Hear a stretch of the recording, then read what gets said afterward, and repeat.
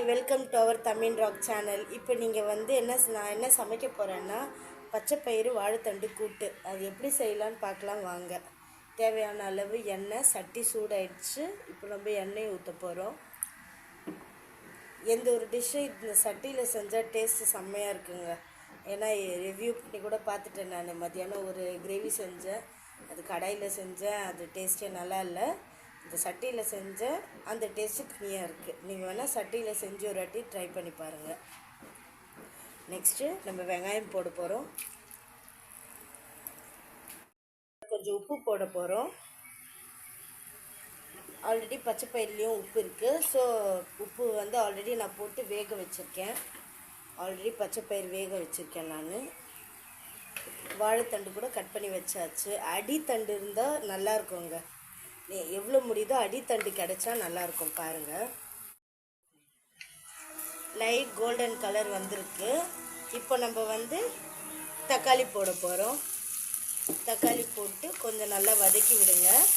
அதே மாதிரி இதோ வாழைத்தண்டு நாரே இல்லை பாருங்கள், காட்டுறேன். நாரே இல்லை.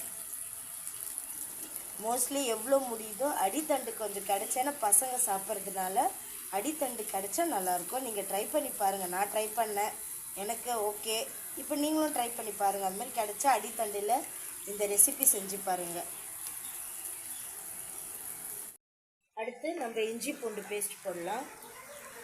போட்டாச்சு. இதையும் வதக்கிடுங்க. வதக்கிட்டு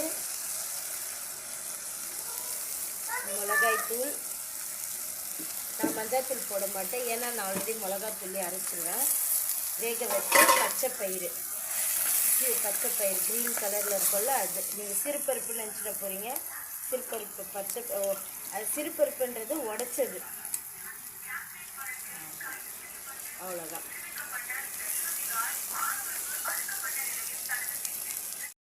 இப்போது லவங்கம் பவுடர் அதையும் போட்டு மிக்ஸ் பண்ணிவிடுங்க. தண்ணி, அவ்வளோதான். ஒரு கொஞ்சம் கொதி வரட்டும்.